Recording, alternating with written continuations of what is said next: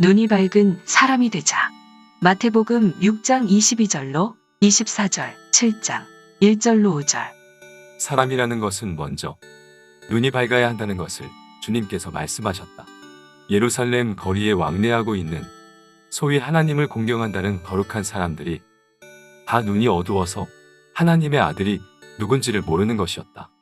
하나님을 공경한다는 성전에서도 하나님의 아들을 모르고, 바리새교라는 정통자들도 하나님의 아들을 모르고, 제사장이라는 사람들도 하나님의 아들을 몰라 이단이라고 할 때 주님께서는 입을 열어 가르치기를 눈이 밝은 사람이 되라고 하셨다. 그러므로 가장 어리석은 사람은 눈이 어두운 종교인이라고 볼 수 있다. 죄인들은 예수를 하나님의 아들인 줄 알았는데 거룩한 사람이라고 하는 무리들이 하나님의 아들을 모르고 바알세불이라고 하며 나사렛 이단이라고 하였던 것이다. 1. 섬기는 일에 눈이 밝아야 한다. 6장 22절로 24절. 눈은 몸의 등불이니 그러므로 네 눈이 성하면 온몸이 밝을 것이요. 눈이 나쁘면 온몸이 어두울 것이니 그러므로 네게 있는 빛이 어두우면 그 어두움이 얼마나 하겠느냐. 한 사람이 두 주인을 섬기지 못할 것이니 혹 이를 미워하며 저를 사랑하거나 혹 이를 중히 여기며 저를 경히 여김이라. 너희가 하나님과 재물을 겸하여 섬기지 못하느니라. 하나님을 공경한다는 사람들이 물질을 따라 가게 되면 눈이 어두워지는 것이요, 물질을 바로 사용하게 되면 눈이 밝은 사람이 되는 것이다. 아무리 하나님을 공경한다 하여도 보물을 하늘에 쌓아두는 생활이 없다면 모든 것은 다 허사가 되고 만다. 하나님께서 천지 만물을 창조하셔서 그 만물을 사람에게 주신 것은 그 물질을 섬기라고 준 것이 아니요, 물질을 바로 사용하되 현 세상을 위하여 쓰지 말고 천국을 위하여 쓰라는 것이다. 그러므로 가장 눈이 밝은 자는 날마다 사는 생활에서 보물을 하늘에 쌓아두는 생활을 하는 자이다. 바리새 교인들은 말로는 정통을 부르짖으면서 돈을 가지고 사람을 사기도 하고 이용하기도 하는 일을 했다. 이것은 멸망의 자식들이 하는 짓이라고 본다.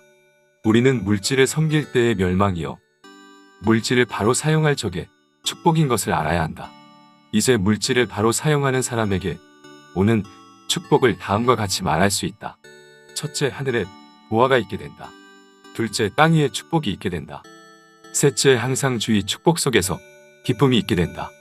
거짓 선지라는 것은 자기에게 돈을 주면 기뻐하고 돈을 주지 않으면 노여워하는 것이요, 참된 선지라는 것은 돈을 따라 움직이지 않고 진리를 위하여 물질을 희생하고 몸을 희생하고 전 생활을 바치는 것이다.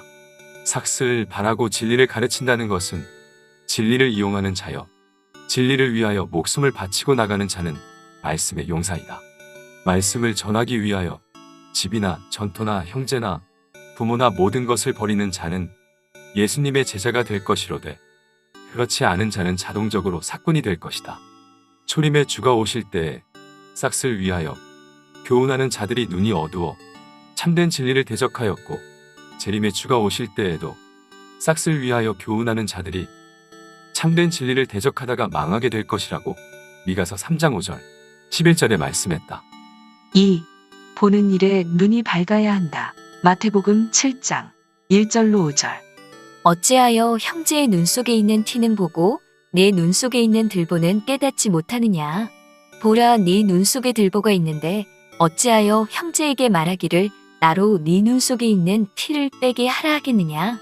외식하는 자여, 먼저 네 눈 속에서 들보를 빼어라. 그 후에야 밝히 보고 형제의 눈 속에서 티를 빼리라. 사람이라는 것은 자기 부족을 모르는 사람이 남의 부족을 모르고, 자기 부족을 아는 사람이 남의 부족도 알게 된다. 바리새교인들은 자기 부족을 모르기 때문에 예수님을 정죄했던 것이다. 예수님이 죄인을 찾아가서 전도할 때 그것을 불의한 일로 보았고, 예수님이 안식일에 병을 고친다고 해서 범죄자로 판정했고, 예수님이 죄인의 집에서 음식을 잡수실 때 먹기를 탐하는 자라고 하였고, 예수님이 귀신을 쫓아낼 때 귀신의 왕 바알세불을 힘입어서 귀신을 쫓아낸다고 하였다. 눈에다 검은 안경을 쓰면 다 검게 보이듯이 마음에 욕심이 있는 사람은 아무리 옳은 일을 하는 걸 보아도 옳게 보이지 않고, 다 자기 마음같이 인정하는 것이다. 그러므로 주님께서 말씀하시기를 내 눈 속에 들보가 있는데 어찌하여 형제에게 말하기를 내 눈 속에 티를 빼라 하느냐. 먼저 내 눈 속에 들보를 빼어라. 그 후에야 밝히 보고 형제의 눈 속에 티를 빼리라 하셨다. 이것은 자기 마음 가운데 욕심이라는 들보를 뽑아서 없애는 자라야 사람을 바로 볼 수 있다는 것이다. 사람이라는 것은 먼저 자기 자신의 죄악성을 없애버리는 일이 있어야 눈이 밝은 종교인이 될 수 있다. 그러므로 마음의 들보를 뽑은 자의 영계를 다음과 같이 말한다. 첫째, 천국을 바라보는 눈이 열려진다. 둘째, 성경의 눈이 밝아진다. 셋째, 모든 일에 눈이 밝아진다.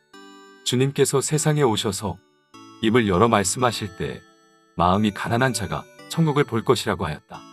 오늘날 과학 문명이라고 하지만 실제는 흑암이라고 본다. 왜냐하면 과학 문명은 죄를 부끄러워하지 않는 사회를 이루었기 때문이다. 이 세상을 눈이 밝은 자가 볼 때는 분명히 심판기이다.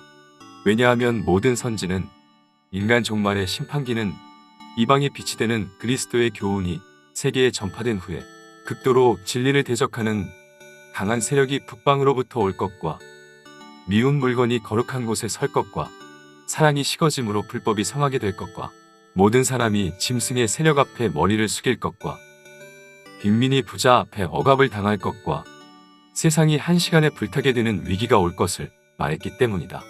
그러므로 이 성경을 자세히 보고 세상을 본다면 분명히 심판기로 보게 된다.